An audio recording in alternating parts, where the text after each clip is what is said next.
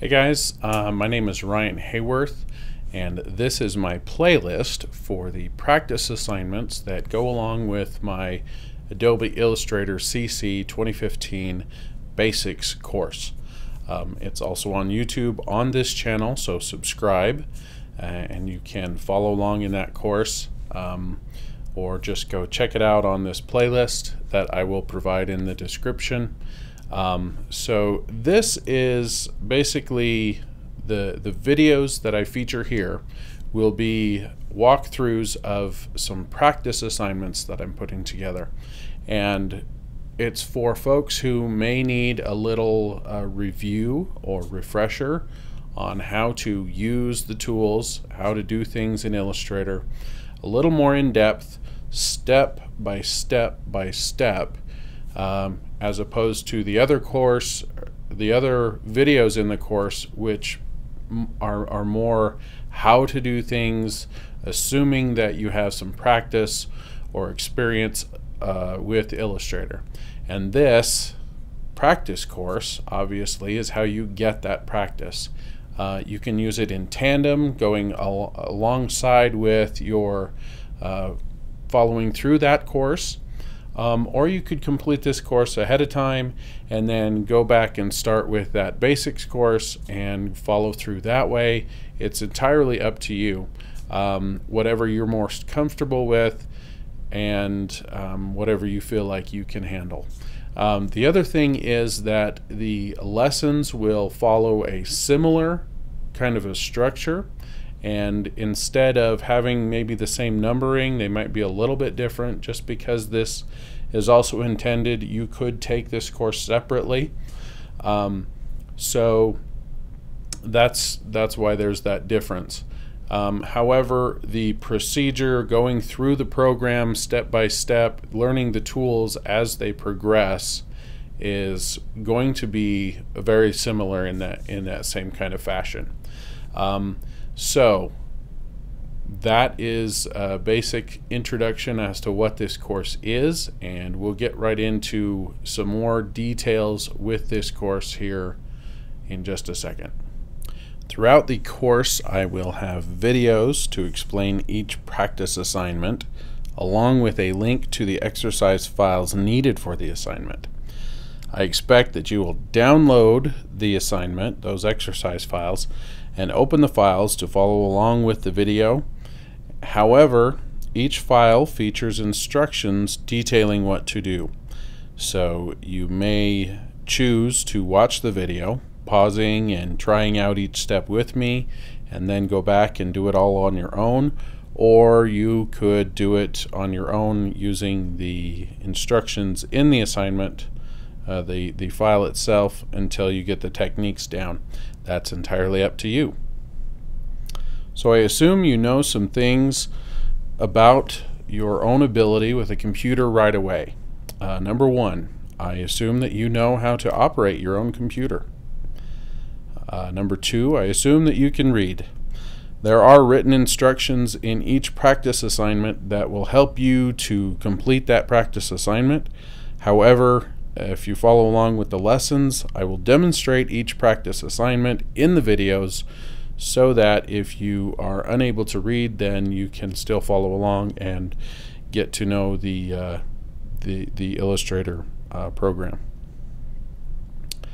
Number three, I will use some general terms for interactions with the hardware, such as a click, a double click, a right click, a click and drag, or I may just say drag the object, and then scroll. And I assume that you know how to do these things with your own computer keyboard and mouse, or have an understanding of the changes necessary for your situation.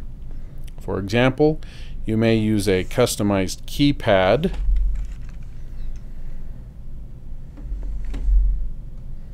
a trackball, a tablet, a stylus,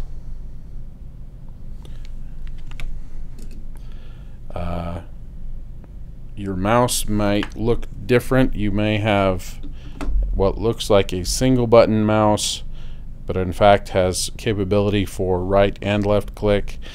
You may have one that has a scroll wheel. That's entirely up to you. I don't know all situations and all computer hardware, so I expect that you are familiar with whatever hardware that you are using. So now I'm going to demonstrate each of these actions as they will appear in the video lessons. And I do this because if I show you on the screen and it does something different than what you see on your screen, I need to tell you ahead of time why. And the reason is so that you can follow along and understand what my keystrokes, where my clicks are, and what I'm doing with the mouse or stylus, and you can do the same without seeing the same result. So for example, when I click with my mouse or stylus in this program on the video, it will look like this. So I'll pick up my finger and I will click, and you'll see that circle that appeared around the mouse cursor, and again that was this. And then, so understand when I say a click, you'll see this on the screen when I click, and that's what I'm doing with my finger. I'm just picking it up and putting it down slightly, and that is the click. With the right click, that's with the right hand side button as opposed to the left hand side button. And so I'll click that, and as I click it, you'll see usually in the program there will be some sort of dialog box, some window that pops up and asks for more information. And that is, again, with the program here, this is just my Mac OS, and also you should see the same in Windows. It should do something similar to this. It won't look exactly like this. And then also in Illustrator. So when I say right click, it's using this button over here, and I don't move my finger over. I was just showing you by example. So that'll be this finger, and click with the right click, or left click, I'll just call it click. And then I will do sometimes a click and drag, and let me grab this for an example. That was a click and drag, and as I click, I still hold down that mouse button, and then I can move that object anywhere around on the screen, and then I'll drag the mouse across the tablet, or in your case it might be across the desktop or wherever you're working, and then you'll let go, and that will move that object from the previous place to the new location. So when I say drag, it'll look like that, and you'll see that red on the cursor on my screen on my video, and it won't look like that on your screen, but you will see that you are dragging an object. Okay? Hopefully that makes some sense. So one more thing I may ask you to do is to scroll. And if, again, I assume you're familiar with operating your computer. In some cases you may have a scroll wheel like this one you see here, and with that you'll simply roll it back and forth, or to scroll in the direction that you want to scroll. You may instead have a tablet surface like this, and so you can scroll it in the direction with using two fingers usually is the gesture that you'll use. You may also have a mouse like this where you have a surface that you can scroll simply with one finger on that, and it will scroll in that direction. One other case is you may have a trackpad such as this one on this MacBook Air, and in that case you'll again scroll using the two finger gesture, and so you'll scroll left, right, up, down, whichever direction that you need to do. When I use a shortcut on the keyboard, I will either press a single key or I will hold down a key, which will be displayed longer on the screen, or I may hold down a key and add a second or even third or fourth key to the combination. So when you see keys being pressed, they will display on the screen, and I will try to be clear in announcing what I am pressing. For example, if I press the P key right here on the keyboard, you'll see what that looks like on the screen. If I want to hold down that P key, it will look like this. I typically am not going to do that in Illustrator simply because that calls the tool for the pen tool, so I won't do that. However, I may hold down the Command key, which is on your PC. It's going to be similar. It'll be the Control key, and I'll mention both. So when you see this symbol, it means that I am pressing the Command on a Mac or the Control on a PC. And the Control key is similar. It's actually over here on a PC, and it might read as CTRL instead of saying Control.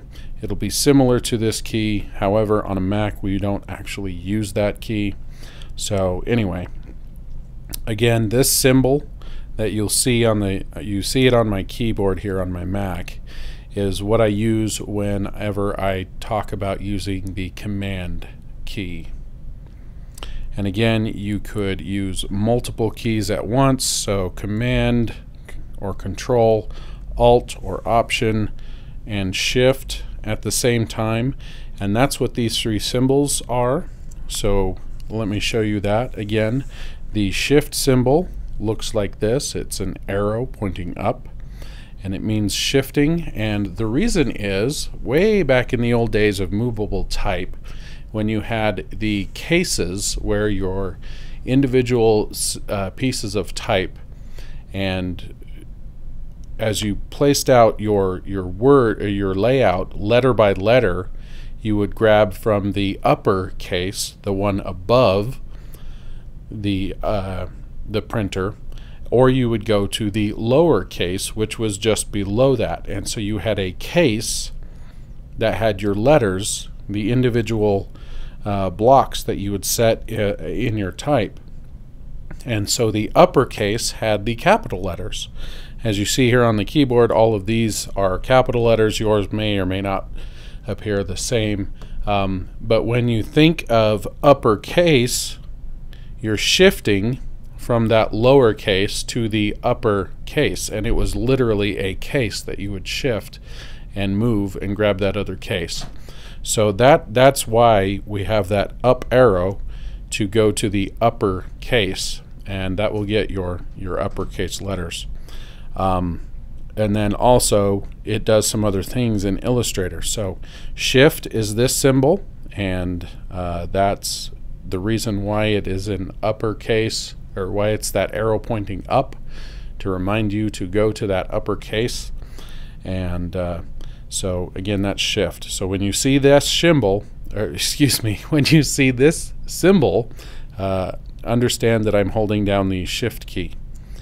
When you see this symbol on screen, it means Alt, or Alt on a PC or Option on a Mac. And as you see, it looks like there was one route to take and we detoured. We took an alternate route. So think of that. You've got these two lines and one alternates from the previous. It changes to an alternate path. So Alt or Option, you have an option. So just remember that when you see this symbol. So this one is the space bar, and it looks like, and now of course since I have something selected on my desktop, let me click that off.